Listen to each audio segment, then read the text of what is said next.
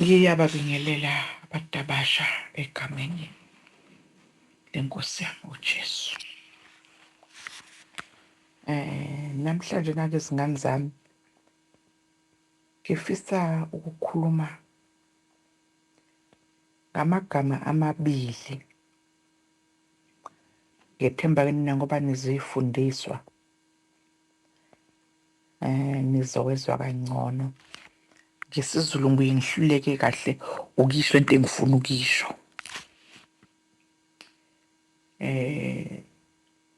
Ngifuna sibheke uposition no-condition. Uposition no-condition. Igama elithi position, yazi ukuthi ngesiZulu I'm not sure ukuthi ngizokusho kube uphaka, kodwa ngiyazi ukuthi ngokwemfundweni le ephakeme nizoku-understanda kahle uma ngumndaba ye-position. Uma sithi umuntu ukwi-position, standing up position, we mean umile. Masithi ukwi-sitting position, we mean uhleli. Right. Bese uma ngabe sesithi hayi usibani phela usethole i-position yokuba yi-manager, lokho isikhundla sesikhundleni loyo manje sokuba umphathi. Right. That is i-position leyo. Kodwa masikhuluma nge-condition, sikhuluma ngesimo. Ake sithathe i-example, uma ngabe kumenyezelwa izulu kwimida kuthiwa isimo sezulu, i-weather condition. Isimo nje sezulu ukuthi lizoba amabhaqubhaqu whatever, kodwa kusuke kusho isimo sezulu. Uma ngabe usibheka ke isimo, i-condition ayilast i-condition, kodwa i-position iyalasta. I-position isikhathi eside, isimo esithatha isikhathi eside, kanti i-condition isimo esithatha isikhathi esifishane. Ake ngithi njengoba sibeka isangisi nge-condition yezulu, angeke nje impela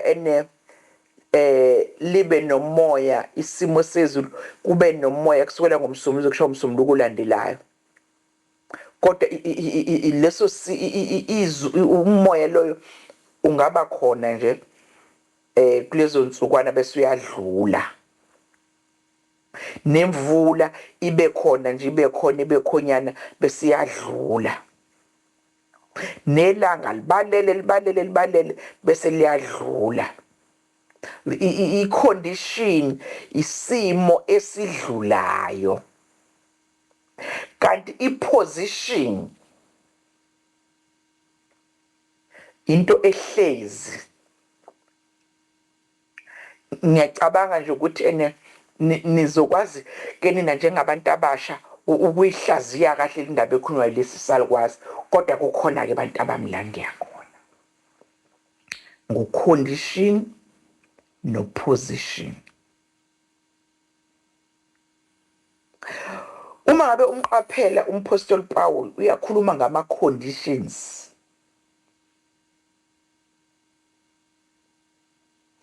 umpostoli Paul mekhuluma nge-condition uthi inkazimulo eyokwembulwa ayikulinganiswa.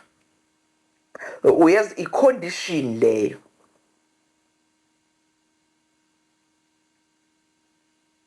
Uthi inkazimulo eyokwembulwa ayikulinganiswa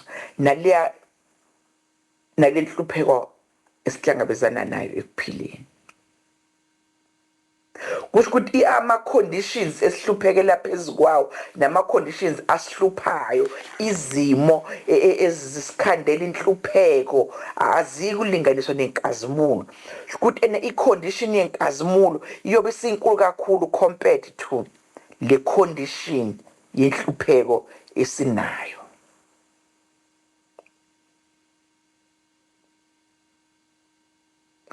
Kuze kukhona umpostoli Paul into ayikhulumayo mekhuluma ngeposition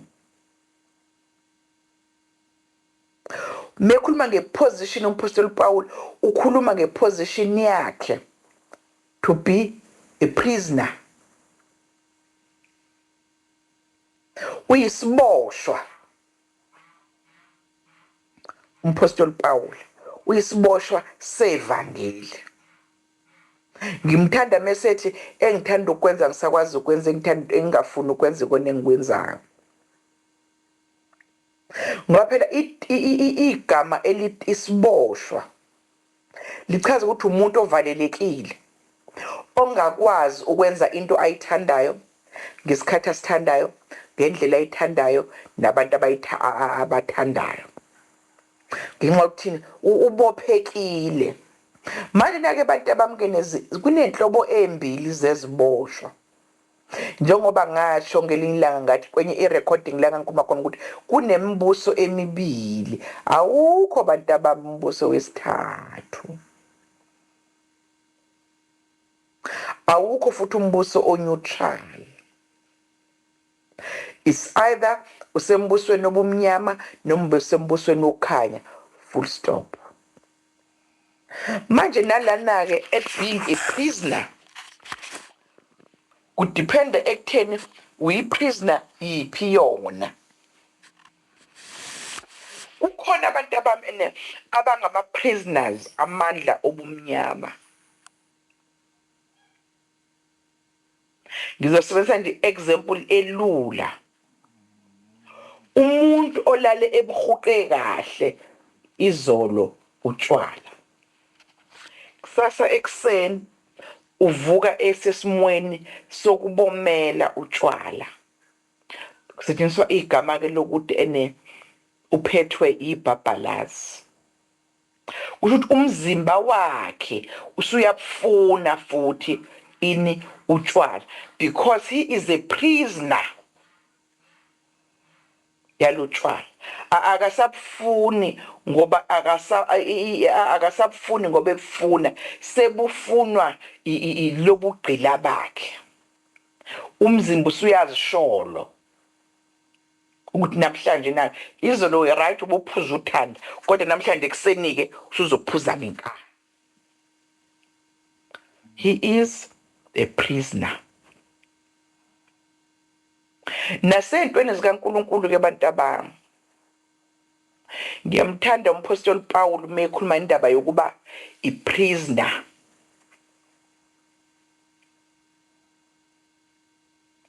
Ethi uyi-prisoner. Umpostoli Paul uchaza ukuthi hayi ke bakwethu, engithanda ukwenza angisakwenzi kodwa lokho engingathanda ukwenza yikona esengikwenza kakhulu. Entweni zikaNkulunkulu abantu abami sidinga abantu abasha who are going to be prisoners of the gospel. Sidinga abantu abazoba ama-prisoners e-Christianity. Laba ke izingane zami ngeshwa abashoda kakhulu.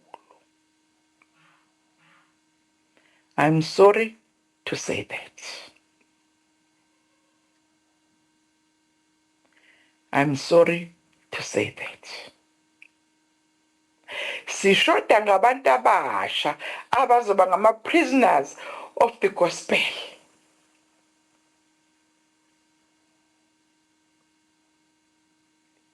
Abantu abasha esinabo bangama-prisoners ezwe. Izwe libakhulekile. Benza izinto zezwe noma bengasafuni. Kanti bekuyakuba kuhle umuntu omusha uma ngabe ungaba i-prisoner of the gospel of Christ. ube i-prisoner ye-Christianity.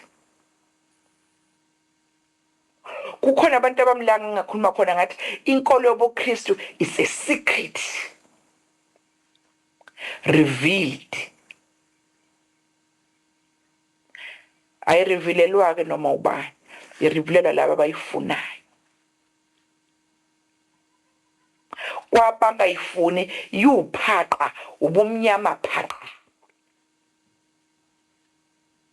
Ingako umpostoli Paul ngenxa yayisirevealekile le ndaba ye-Christianity, ingaka ethi I'm a prisoner.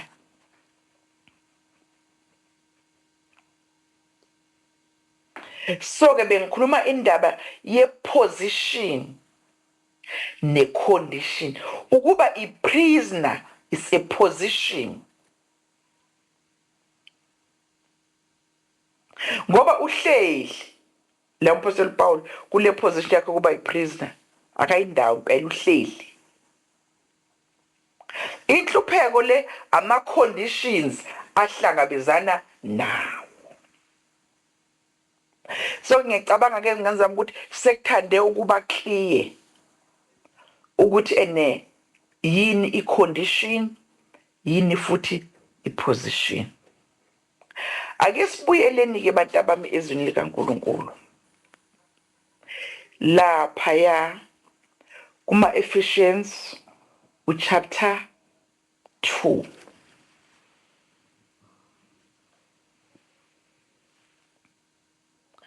Sizoqala ke izingane zami ukufunda uverse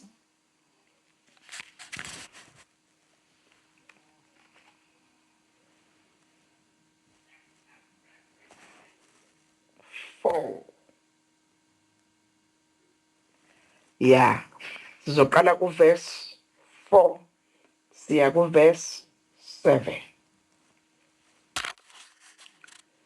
Injongo yami njalo siyaphi kwi-position ne-condition. Kodwa ke before siye lapha ma-Ephesians chapter 2 uverse 4 to 7, ngifuna ke siye lapha kuma-Ephesians chapter 1. Ke sibheke lapha yana uverse 9 uverse 19 and 20.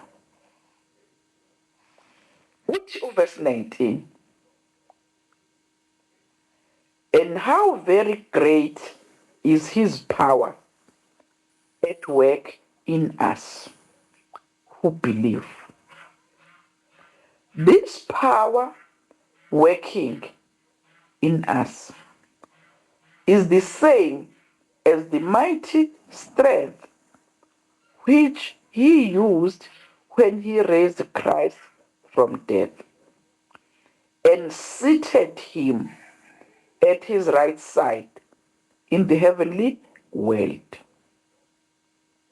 Christ rules there above all heavenly rulers, authorities, powers, and lords. He has a little superior to all titles of authority in this world and in the next. I'm sorry. He has a title superior to all titles of authority in this world and in the next. Lapho kuvezwa indaba ye-position kaJesu.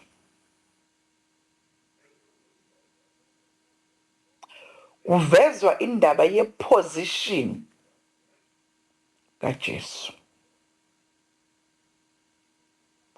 Amandla uJesu avuswa ngawo. Ngizobuye ngikhulume ngendaba ukuthi sasifile ezonweni, ngizobuye ngirekhode leyo ndaba leyo. Kodwa ngifuna la sibheke i-position. uJesu lana ukwi-position wavuswa. That was a condition. Wavuswa. Wayesebehlala. That was a position. Yabona mesehlezi. Kuthiwa mesehlezi ke manje wayeserula. Meserula i-title occupyile, i-title esesandleni kuye, i-title ahleli phezu kwayo, isikhundla ahlezi phezu kwaso sisuperior kunawo zonke izikhundla ezikhona emhlabeni.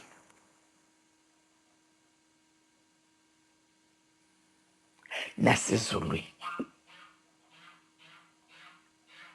Meaning, Jesus is a ruler. Angisho leli no 30 centimeters. Jesus is a ruler. Umbusi.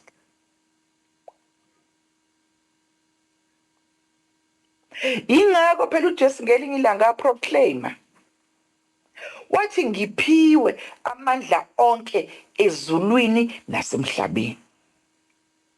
Into edela uJesu asho kanje ingenxa ukuthi wayazi le position akuyo. Wayazi le authority anayo. Ingakho ke bantu abasha ngizibuza ukuthi why ningabe mcela uJesu, because Jesus is having this authority, is having this position, is having these powers. He is almighty.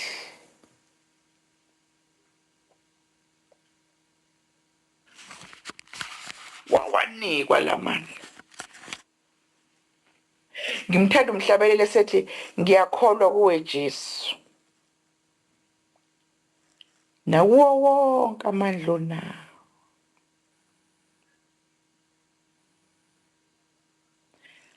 Ngiyakholwa kuwe Jesu nakuwe wonke amandla onawo.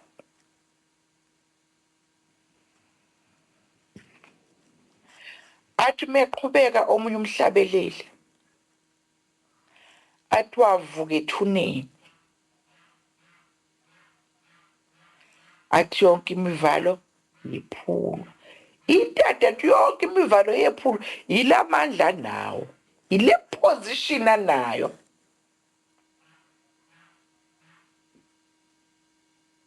So manje let us be serious ngendaba yokukholwa inkosi uJesu. Asingayifake. Asingayipretend. Asingayifotocopy to anyone. Let's go to Jesus Christ, the original. Ngifuna ke manje eneke sibheke lapha ya Ephesians chapter 2 verse 4 to 7. But God's mercy is so abundant, and his love for us is so great, that while we were spiritually dead in our disobedience, he brought us to life with Christ. It is by God's grace that you have been saved. In our union with Christ, Jesus, he raised us up with him to rule with him in the heavenly world. Hallelujah. Uyayizwa iposition yakho usemhlabeni physically, ngokwenyama usemhlabeni. Into edalela ukuthi uSathane alwe kangaka nabantu abamukela uJesu baba inkosi nomsindisi. Wazi lemfihlakalo ke izingane zami ukuthi njengoba ula physical ngokwenyama but spiritual uhleli noJesu in the heavenly world. Alwe kuSathane azafisa ukukhumuka imkhono ngenxa ukuthi wazi iposition yakho.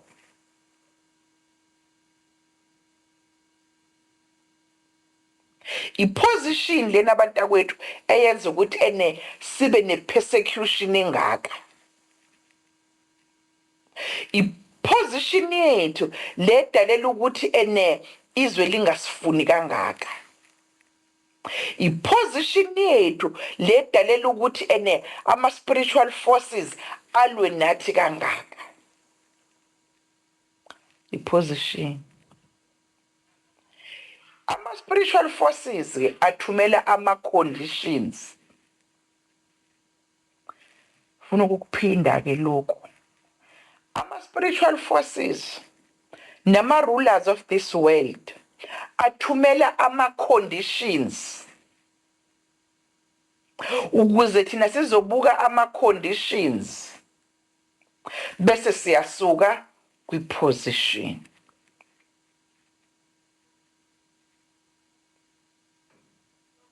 Ingako kunabantu abathi mina ngangiright mina ngakakholwa kodwa nginele ngemukela uJesu into zami khona into zami ezingasahambi kahle. I-reason uSathane ujijele ama conditions enzela khona uzosuka wena kuphi kwiposition. Le position ayaziyo yena ukuthi mhla wemukela uJesu wavuswa wena kanye noKristu ngoba you were spiritually dead. Igama elithi ukufa spiritual ayichaza ukufa lokhu okubukayo lokhu kufa, ilichaza ukwehlukana noNkulunkulu.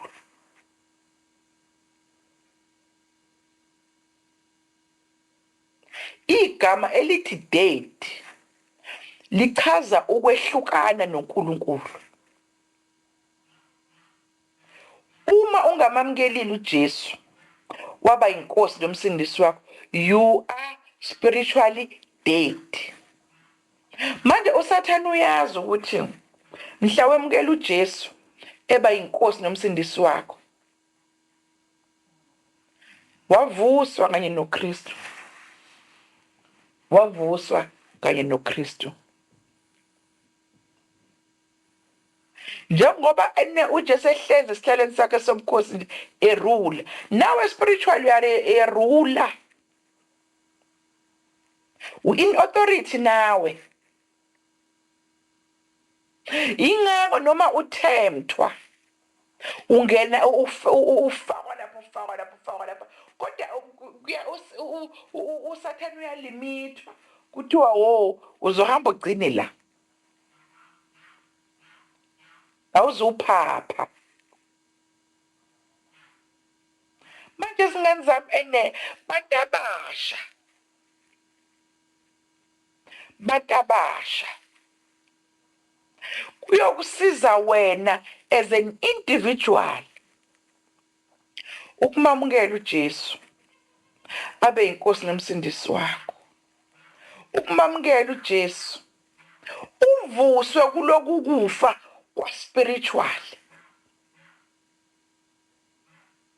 Ngoba noma ngabe udume kangakanani, noma ngabe waziwa kangakanani, noma ngabe ubaluleke ngani, mongamamkelile uJesu waba inkosi nomsindisi wakho, you are spiritually dead.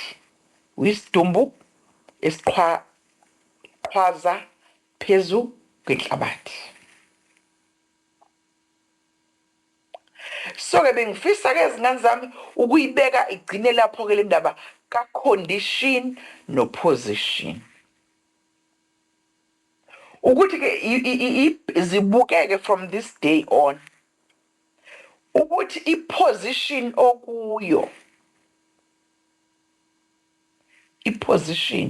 okuyo, is it a correct position na? Ngoba noma ama-conditions ongabekeka kuwo angaba wrong, awanamsebenzi, provided iposition okuyo with Christ i-correct. As long ungasafile sewuvusiwe kanye noKristu spiritually, ungqo. Amen.